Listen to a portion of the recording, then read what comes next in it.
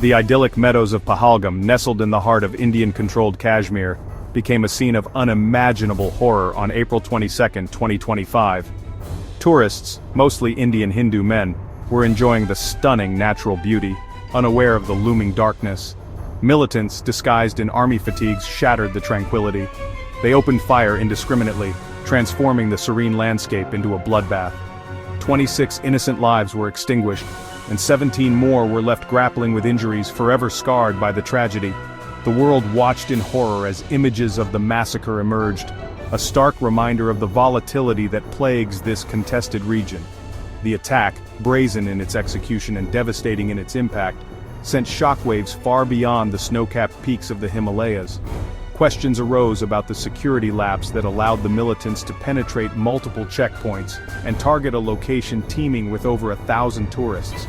Fingers immediately pointed towards Pakistan, with India accusing its neighbor of harboring and supporting the militants responsible. Pakistan vehemently denied any involvement, but the damage was done. The fragile peace that had held tenuously in the region lay shattered, replaced by a palpable tension that threatened to escalate into a full-blown conflict. The massacre in Pahalgam was not just an attack on innocent civilians. It was a calculated assault on the already strained relations between two nuclear-armed neighbors. The world held its breath, bracing for the inevitable fallout. The specter of war loomed large, casting a long shadow over a region scarred by decades of conflict and mistrust. The massacre in Pahalgam was a stark reminder of the human cost of this enduring dispute, a tragedy that underscored the urgent need for a peaceful resolution.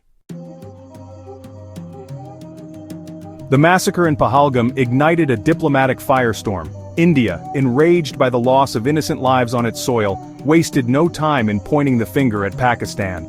Accusations flew thick and fast, with Indian officials claiming that Pakistan was directly responsible for arming and training the militants. Pakistan in turn vehemently denied any involvement, calling the allegations baseless and provocative. The diplomatic fallout was swift and severe. Both countries recalled their ambassadors, effectively severing diplomatic ties. Trade relations already tenuous were suspended indefinitely, dealing a blow to both economies. The airspace over both countries was closed to the other, disrupting air travel and further isolating the two neighbors. Tensions escalated further when India took the unprecedented step of suspending its participation in the Indus Water Treaty, a decades-old agreement that governs the sharing of water from the Indus River and its tributaries. India also began diverting water from the Chenab River for its own use, impacting the flow of water into Pakistan. These actions, seen by many as a form of economic coercion, added fuel to the already raging fire. Pakistan responded by conducting 2 missile tests within 3 days, including one involving a Fatah surface-to-surface missile with a range of 120 kilometers. The tests, while not unexpected, heightened fears of a military escalation. The world watched with bated breath, hoping that cooler heads would prevail and prevent the crisis from spiraling out of control. The early hours of Wednesday, May 6, 2025, were shattered by the roar of Indian fighter jets streaking across the line of control, the de facto border that divides Kashmir between India and Pakistan. India, after days of simmering anger and mounting international pressure, had launched retaliatory airstrikes against what it termed terrorist infrastructure in Pakistan-administered Kashmir and inside Pakistan itself. The targets, according to Indian officials, were carefully chosen to avoid Pakistani military installations and minimize civilian casualties. The strikes focused on 5 locations: Kotli, Ahmadpur East, Muzaffarabad, Bagh, and Muridka. 3 of these locations were situated in Pakistan-administered Kashmir, while the other 2 were within Pakistan's Punjab province. India maintained that the strikes were focused, measured, and non-escalatory, intended to send a clear message to Pakistan about its alleged support for cross-border terrorism.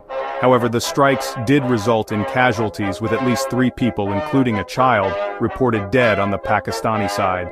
The strikes drew immediate condemnation from Pakistan, which vowed to respond at a time and place of its choosing.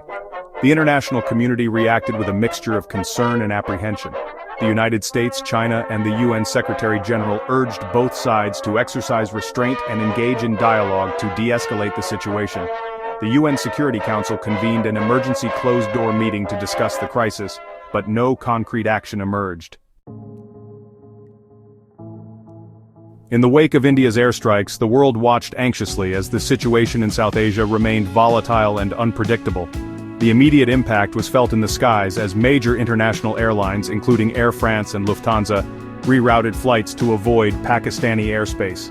This led to longer flight durations and increased costs for passengers, highlighting the global ripple effects of the regional conflict. The economic fallout was also swift and significant. Moody's, the global credit rating agency, predicted a negative impact on Pakistan's already fragile economy, further exacerbated by the suspension of trade with India. India, with a more diversified economy, was expected to weather the storm better, but the conflict still cast a shadow over its economic prospects. The cultural exchange between the two nations, already limited, came to a grinding halt. India blocked social media accounts of prominent Pakistani celebrities and postponed the release of a Bollywood film featuring a Pakistani actor. The conflict spilled over into the virtual world, deepening the existing divides and fostering animosity between the people of both countries. The long-standing Kashmir dispute, a festering wound in the heart of South Asia, once again took center stage on the world stage. The massacre in Pahalgam and the subsequent military escalation served as a stark reminder of the human cost of this unresolved conflict. As the world grappled with the uncertainty and sought ways to diffuse the tension, the question remained: would this latest chapter in the India-Pakistan rivalry push the region closer to the brink of war, or would it serve as a wake-up call for a lasting peace?